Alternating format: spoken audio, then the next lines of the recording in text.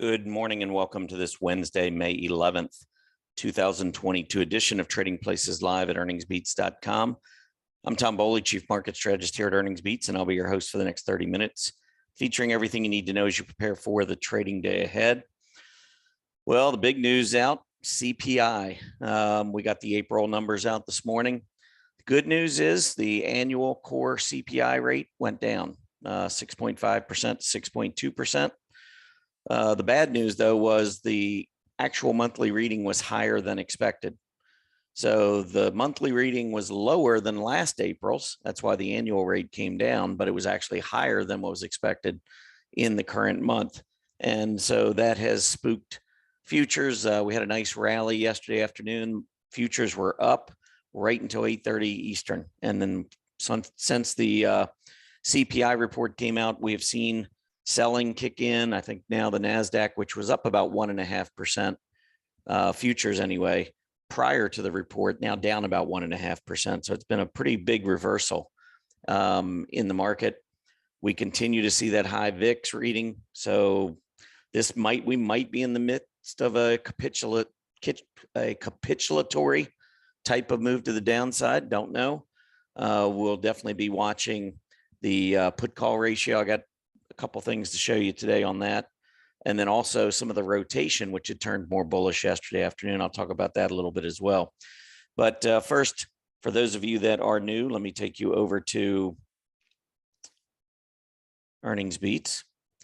So if you go over to earningsbeats.com and scroll down, you will see an area where you can sign up for our free Earnings Beats Digest newsletter. All it takes is a name and email address. Hit that subscribe button. Comes out 3 times a week, Mondays, Wednesdays, Fridays. Normally writing about relative strength, earnings, gaps, candlesticks, trend lines, those types of things. Things that are important to us. Things I think that can help in your trading as you move forward. Some of these digest articles might be designed for some of you to trade. That's completely up to you. But anyway, I think it's a great way to get to know Earnings Beats a little bit, maybe add a little couple of tools maybe to your trading arsenal, if you will.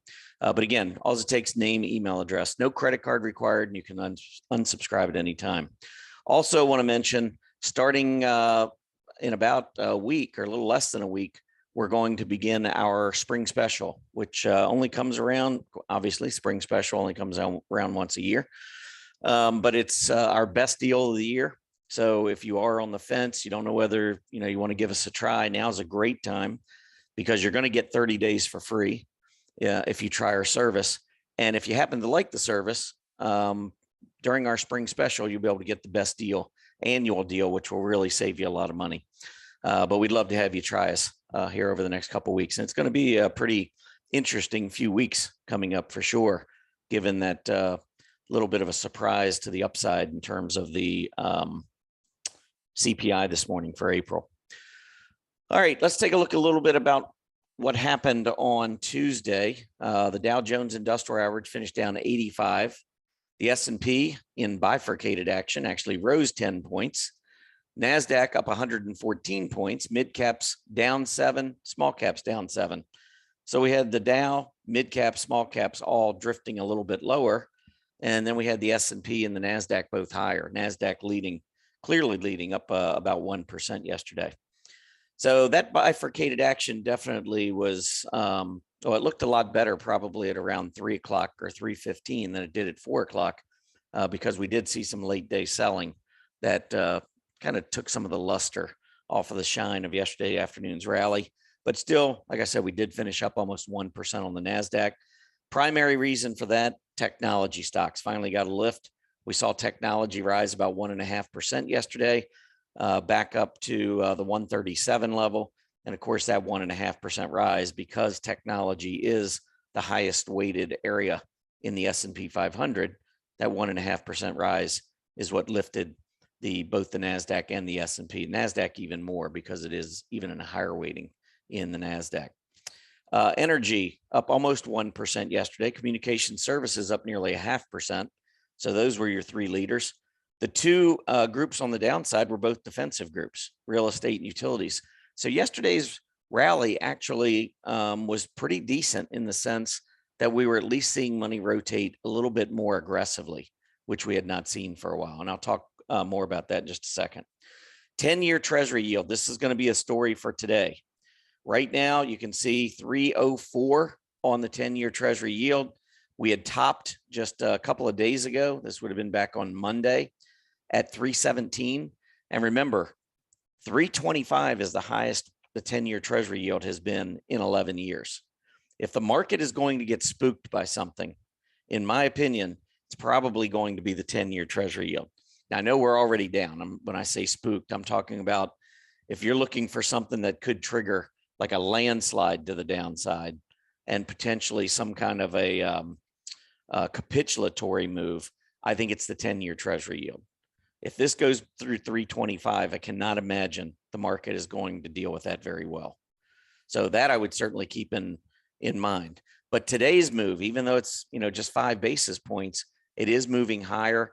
Let's see if we continue to hold that recent high at 317. If you are short-term bullish, which I kind of turned yesterday, we'll see what happens today. I want to see what the action looks like. But if you're short-term bullish, what you really want to see is this 10-year Treasury yield turn around and go back down. That I think would help to continue to spur technology stocks. I mean, we had gone down from that 317 high to close yesterday under 3%. This morning, before the news came out, let me show you the 10-year Treasury yield. We were down again on the yield. We were going down and threatening yesterday's low. We were down at about 2.94, 2.95% until the CPI report came out. And as soon as the CPI report came out, you can see what happened. I mean, yields went shooting up. So you got a lot of selling in bonds. We also saw that same selling taking place in equities.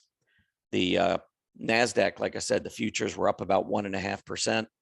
And then after the news came out, they quickly went down 1.5%. We can take if you use the symbol summary, you can look at like the QQQ, which tracks the NASDAQ 100. That's what I normally do in the morning. I mean, it's down 1.27%. That's actually off the earlier low. I think I saw earlier it was down about 1.6 or 1.7%. So right now, QQQ is down minus 1.27%. The spider down 0.73. So that relative strength that we saw on the NASDAQ yesterday, we're not seeing it at least right now. We saw it this morning before the CPI report came out. The NASDAQ futures were up on a percentage basis more than the S&P. Everything was set up really good for a big rally. But we had disappointing CPI. It came in a little higher than expected on the core. So I'm going to be interested to see how we trade today. I mean, the gap downs, that's one thing. To me, that can be highly manipulative. But trading during the day, once we gap lower, if we do open lower this morning, do we see money rotate back in? And if so, is it rotating more toward the aggressive NASDAQ, the QQQ, versus the spider, the SPY? That will be something to watch. Also, watch the XLY versus the XLP. That's consumer discretionary versus consumer staples. If those two ratios, QQQ versus SPY and XLY versus XLP, go back down to new lows, this rally probably is not going to go very far, if at all. So definitely keep those couple of charts in mind and be watching those throughout the day today. Let's move on. Let's talk a little bit about the S&P 500. So here's the daily chart. On the daily chart, I mean, we've been going down since the end of March. Yesterday really looked like nothing different, right? I mean, we gapped up and we had a filled candle. We finished up for the day. That's why this filled candle is black, by the way. If you look at most of these filled candles are red, because not only did you close below the open, but you also closed below the prior day's close. So if you close below the open, you're going to have a filled candle. The color is going to be determined by, did you finish higher on the day or did you finish lower? If you finished higher on the day, but you still finished down from the open, then you're going to have a black filled candle. So yesterday, for instance, you can see we opened at 4,035. We had closed below 4,000. I think it was like 39.91. But anyway, we opened at 40.35 up here.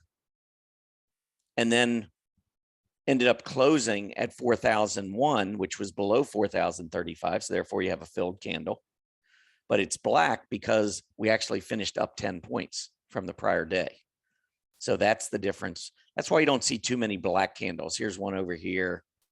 Most of these are going to be red filled candles because unless you had a big gap up and then sold off, but not enough to turn it into negative territory, that's really the only time you're going to see those black filled candles. There may have been a little one right there in late April. But then just looking back there, it looks like one there, maybe one here, one back over here in November, couple maybe back in September. Anyway, that's the difference because I get that question sometimes. I just want to make sure everyone's aware of the black versus red candles. Also, by the way, you'll see the same thing if you gap down and you finish higher than the gap down, but you don't finish in positive territory, you'll have a hollow candle, but it'll be outlined in red. You see this one right here at the end of February. These two right here outlined in black because you finished above the open and you also finished up for the day. But here you gap down and then you rallied to finish above the open, but you still didn't finish in positive territory. So that was a red hollow candle as opposed to a black hollow candle. It's just the opposite of these filled, red versus black. Once you get used to candlesticks, if you're not familiar with them, once you get used to them, to me, I don't even think about it. I mean, I just know what they represent as soon as I see them. And that's the beauty of candlesticks. A lot of times you can visualize things very quickly just by looking at them, things that are important to you, like these long tails. That means that there was a lot of selling intraday, and then we came all the way back. There was a lot of buying taking place. That looked like a false breakdown. That usually is a very bullish sign. And you can see a week later, we were much higher. Big reversal there, big hollow candle off the bottom. That's a piercing candle. So you get used to these candlesticks the more you use them. I'm a huge fan of candlesticks. It's one of the things that I say, if I had to pick my top 2 or 3 things in the market, I've got to have my candlesticks. I need to be able to see the volume, and probably relative strength would be the other thing. I need to see those 3 things. What else did I have here? Well, first, let me, I want to just take you over to the cboe.com site. If you go in there and you click on data and then click on market statistics, and then under market statistics, I think it's like volume. You click on that. I'll take you out so you can see how I get here. So if you go in under this is the homepage at CBOE, click on data, come down here, click on market statistics, and then click on over here, market volume under the options. And if you click on that, this brings you to this page I was just showing you. Now, if you scroll down, it'll show you the total calls and puts. It'll break it down by the index options and then break it down by the equity options. And I just want to point you out to 12:30 right here. Was it 12:30? Maybe it was 12 o'clock.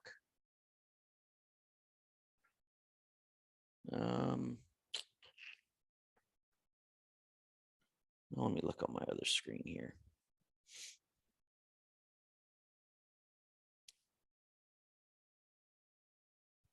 Actually, numbers changed from where they were intraday yesterday. That's odd. I didn't realize they do that. Wait a minute. No. My bad. All right. So right here, I was looking at 12:30. I keep forgetting this is an hour behind. This is on Chicago time. So 11:30 right here is actually 12:30 Eastern. So I was looking at 12:30 and wondering why these numbers changed. Okay. So here's 12:30 Eastern. From 12 o'clock to 12:30, what they do is they give you cumulative readings. So you can actually determine the equity only put call ratio, puts divided by calls, on a half-hour basis if you do the math. So I actually put these sometimes on a spreadsheet, and then I'll have the math done. But from right here, this 806,000 puts to 952,000 puts, we went up by 146,000 puts. Over here, we only went up by 103,000 calls. If you follow this for a while, you'll realize you don't get too many half-hour readings where you get more puts than calls. Rarely do you get days where you're above 1, but half-hour readings normally, I think during the financial crisis, I think I saw a reading one time that was around 2, where there were twice as many puts bought in a half-hour time frame, twice as many puts and calls. That was the most I've ever seen. Well, anyway, yesterday, that was a 1.41 reading on that half hour, 11:30 in Chicago, which of course 12:30 on the East Coast. And so, and I didn't see it. It doesn't print right at 12:30. It was probably around 12:45 or 12:50 when I first saw it. And then I went over and I looked. Well, I'd already been paying attention to this, but we had gapped up on the S&P 500 yesterday and then sold off. And if you looked at it, it just looked like every other day, right? I mean, we gap up, but then we move right back down again. And so this downtrend is continuing. Well, when you look at this ratio of the NASDAQ 100 versus the S&P 500, the chart from here at the top looks pretty similar. I mean, looks like you could lay one right over top of the other. As the S&P was going lower, the NASDAQ was going lower even faster than the S&P 500. Money was rotating out of the more aggressive NASDAQ stocks. But look what happened yesterday. So on Wall Street, I'm sitting there looking at this chart saying, okay, money is rotating back to technology, but the S&P 500 is going down and setting a new low. That's odd. That's not normal market behavior. That's not what I expect to see. So I'm thinking, okay, well, maybe the market is poised for a rally. And then I went over here and I saw this reading with the equity only put call ratio for this 1/2 hour at 1.41, which was one of the highest readings I've ever seen. So you're getting that what appeared to be capitulation in the options market, where everybody is just all of a sudden becoming really bearish, which from a short-term perspective is kind of what we're looking for. I mean, when the market gets in these sell-offs, for me, it's all about sentiment. I mean, sentiment, more important than anything, is what helps me mark bottoms.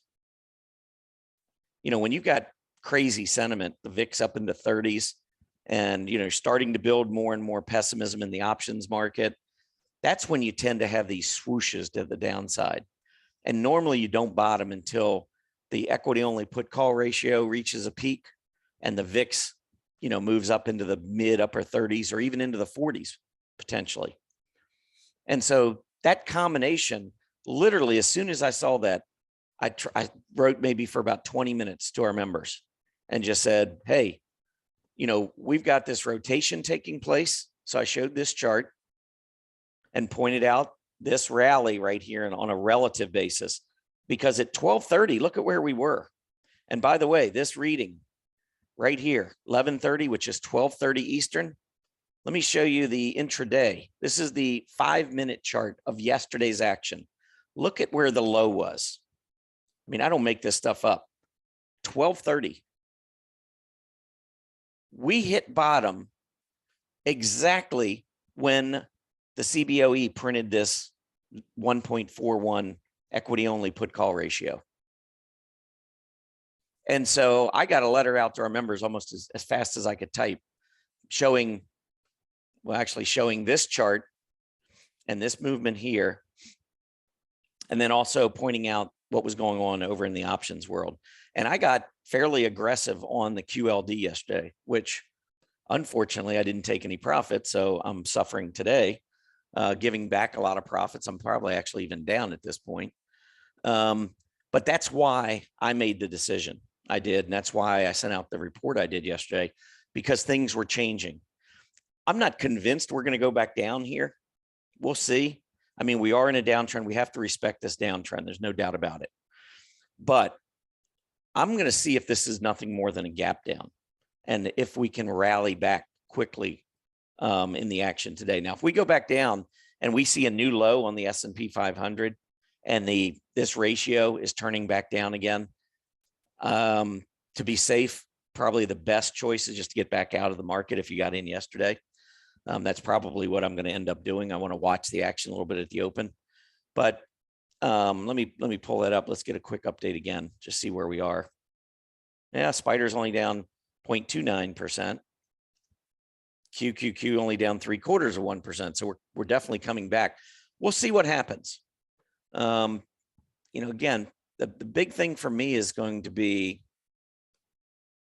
the 10-year Treasury yield. So let's take a look, see what's going on there. It's back to 303. So it is pulling back. One thing to keep in mind too, and I've mentioned this on recent shows, you see the higher yield. I was going to say higher price, but the higher yield. This higher yield, this whole move up, you can see the PPO has been rising, but this latest move to the upside came with a declining PPO. So this is the other reason why I'm a little bit more inclined to be on the long side right now.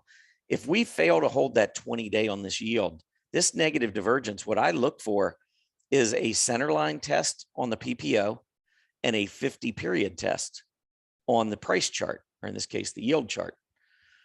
And so that would be down 250. Now, I'm not saying we're going all the way down to 250, but if we did or got anywhere, even if we moved down to 270, that probably is going to send many of these technology stocks higher. These stocks have been beaten up so badly. I'm going to show you some of these companies that are reporting earnings here in just a second that reported last night or this morning. And it is crazy. Hold on one second. Okay. Yeah, so if the 10-year Treasury yield drops, this is going to be something to watch as well, because I think a lot of the movement down in the overall market, it's not just the fact that rates are going up, it's the amount, it's the ascent, how rapidly that the yields have been rising. I think that's more of a shock to the equity market than the actual rate. I mean, 3% historically is not that big a deal. But when you're at, 135 in early December and you're at 170 to begin March, I mean, that's a pretty steep rise. And we just saw the equities, U.S. equities, S&P in April, I think had its worst calendar month in 14 years. I think it was 2008 was the last time we saw that kind of a drop percentage wise. What we're down 15% or something in the month of April. So anyway, this is a chart that I would definitely keep an eye on. So let's talk a little bit about the earnings. And these are just some companies. Well, these are all the companies that reported after the bell yesterday, all these that start 0001, 0002, all the way down to 0052. So there are 52 of these stocks in market cap order, by the way, that reported yesterday afternoon. These are all companies that reported that have market caps over 1 billion. Okay. The next group down here, starting at 1001, 1002, 1003, all of these companies are in market cap order, and they reported this morning. So the entire list has reported since the market closed yesterday. And we do this every day of earnings season, and we provide this. By the way, if you're an Earnings Beats Digest member, so this is what I did at the open, showed you how to sign up. If you're an Earnings Beats Digest member, you'll get this chart. All these charts are provided to our Earnings Beats Digest community and our paid community for free. We do all this work, put all these chart lists together for free. So what you'll be able to do with this chart list is in 7 minutes, when the stock market opens, you'll be able to click on this and it'll tell you which companies are performing best after their earnings and which companies are performing worse. Now, these are yesterday's this is yesterday's price change. So this is not since they've reported earnings. We got to wait until the market opens, but we do this every day. So you could have one of these chart lists every day. Pretty cool. At least I think it's pretty cool. But let's talk a little bit. Let's go back here and put this in order. So of the companies that are reporting, Occidental Petroleum, I think, was down just a little bit. But this has been a great stock. Look at the scooter, 99.9. Stock Charts Technical Rank, SCTR. That's just an acronym. But developed by John Murphy. I think it's a great way to quickly identify what's been strong in the market, what hasn't. I will tell you the biggest limitation for me of the scooter is that we only look back to about a 5-month period. There's a 5-month look back period. So if you've got a stock, for instance, that went from 100 down to 10, but now over the last 5 months, it's gone from 10 to 20, it could be one of the top scooter stocks, even though it's down 80% from where it was a year ago. So that you got to be careful of. But other than that, I think this is a really good, quick way to look at relative strength. So Occidental Petroleum and the scooters go from 0.1 to 99.9. So it doesn't go any higher than this right here. So Occidental Petroleum, if we pull the chart up, this is one of the best charts out there on a relative basis. And of course, it's in energy. So we know energy's done very well this year. But some of these others, not so much. I'm going to wait and do the 3 you must see based off of this chart once the market opens. So we'll do that as soon as the market opens. But I did want to go over a couple of these with you that reported earnings. And let's see if I can, yeah, here we go. I mean, because some of these companies are just absolutely getting torched. First up, let's look at Coin. And I'll come over here. Let's do it this way. This way we'll get the pre-market, latest pre-market. Coin down 24%.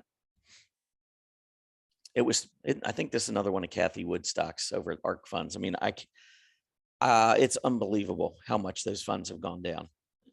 Every stock I think that she has in her portfolio that has any high percentage at all has absolutely been crushed. Teladoc went from 300 down to, it was 28 yesterday. Anyway, Coin was up at 360. It's now 55. It's down 24% today. Another huge move. Unity Software. This was a stock that was in one of our portfolios. I don't know if it was maybe 2 quarters ago. I mean, it was a great software company. Down 33% today after earnings yesterday. And I mean, it was $210 back in November. Traded down to 48 at yesterday's close, and that wasn't enough. With earnings today coming out, it loses another 1/3, almost a little more than 1/3 of its value. Now down to $32, 31 and change. Just crazy. We're not done yet there, though. How about FVRR? This one came out this morning. Fiverr International, down 23%. This is another one. $200 in November, went down to 40. Now it's down. You know, there's a reason why folks panic. These growth stocks, I mean, I said back at the beginning of the year, folks were saying, well, they're already down so much. You know, how much more can they go down? Well, you've seen the answer. I don't even need to tell you what the answer is. I mean, these companies, even back at the beginning of the year, here, beginning of the year, this was a $110 stock, already shaved 50% in 2 months. How much more could it go down, right? I'm going to jump in at 110. Can't go down any further. Well, you'd be down 70% on your money in 4 months. Now, I think we're getting really close to a bottom, and I think we are going to bounce back later this year. I don't know exactly when. This particular CPI report wasn't quite as good as I would have liked to have seen. So maybe we do have more downside at this point in the short term. But the annual rate peaked at 650 after March came out, March CPI. This month now, we just got the April CPI. And even though it was a little hotter than expected, the annual number did drop 6.5 to 6.2. And I've said, I think we're going to go down to about 5 to 5.5% on this annual rate between now and June readings, which will come out in July, by the way. So between now and July, middle of July, I believe the annual inflation rate will drop down probably to about 5.5%. What's that going to do to the market? I don't know. I think we might move back up a little bit over the late summer months in the CPI rate. I think we could get back up to maybe a little over 6% again. Wouldn't surprise me. But then I think in the fall, I think we're going to have a big drop. I think a number of things are going to happen. Number one, the Fed's raising rates. That's already, the economy was already slowing down before they raised. We just saw that with a negative Q1 GDP.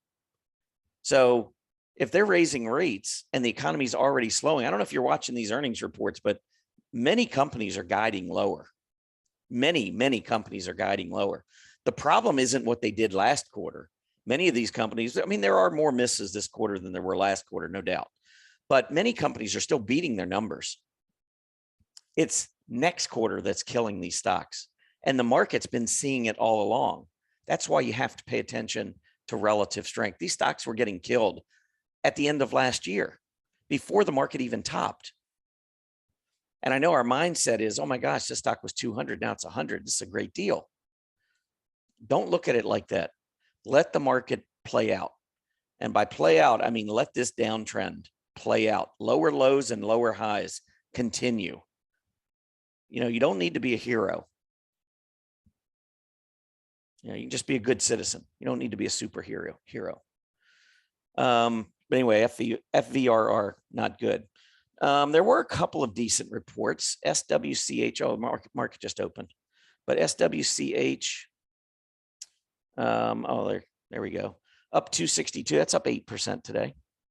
This is a technology company, and it's breaking out above recent highs. So there's a relative leader.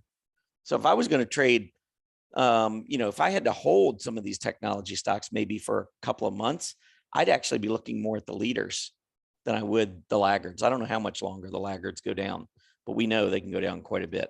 Another one, Yeti up 1.7%. However, you can see it's been in this downtrend, not really much action back to the upside, but okay for now. But let's get a quick update on the market, see where the market is, and I'll show you this earnings chart list. I mean, NASDAQ only down 41, not too bad. NASDAQ 100 down 43. S&P's up. Wait a minute. The CPI was worse than expected. What happened? I don't know. Let's see how this day unfolds. This could be an interesting day. If we can take this day, which is bad news, and turn it into a positive and finish up today, that could at least have us mark a short-term bottom. And that's, you know, kind of what I'm hoping for at this point. I am long, full disclosure. The QLD is what I'm trading right now. And I have a couple of other stocks, but primarily the QLD is what I'm looking at. All right, so let's do this. Let's update this report.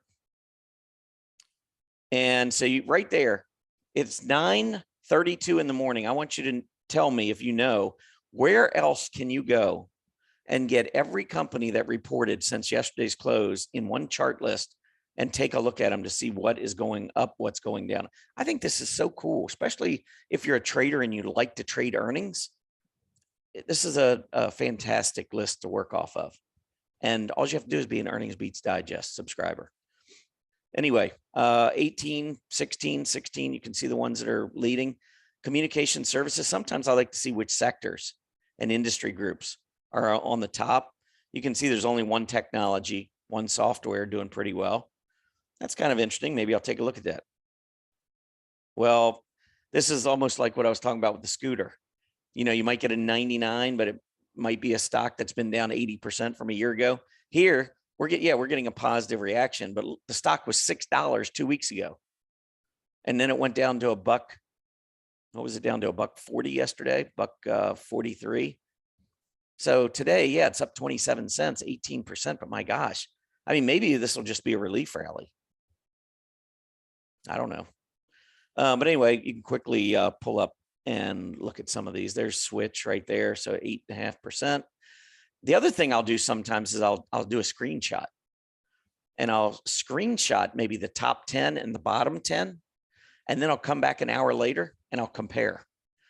And I'll look and see, okay, wow, this stock was up 18% right at the market open. Now it's only up 11%. And so it's one of those where maybe it's going to be this just massive sell-off throughout the day after a gap up. And in the market we've been in, there have been a ton of those. So that's another strategy maybe to use. But we pull this up and we start looking at the bottom. Look at these. There's technology, industrial, discretionary, financial, discretionary. I mean, all the way down, the top 10 is nothing but aggressive groups. The worst performers in the aggressive groups. And there's your coin right there, down 25%. FVRR down 25%. Unity down 35%. Cornet Digital down 40%. My gosh. I mean, look at this. Anyway, All right, that is it. One last check. Let's see if we're staying green in the S&P or not. No, now we've turned down 20.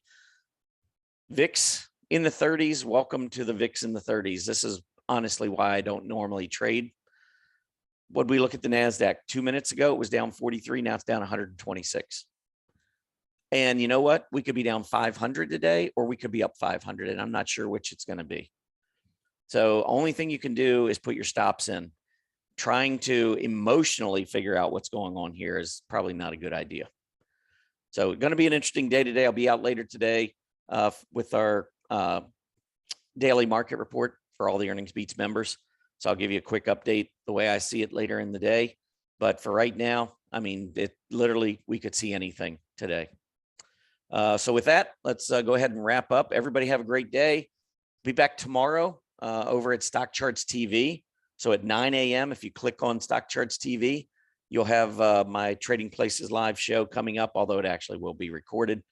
Hopefully we'll be able to do more live shows or do live shows pretty soon on the Stock Charts TV channel.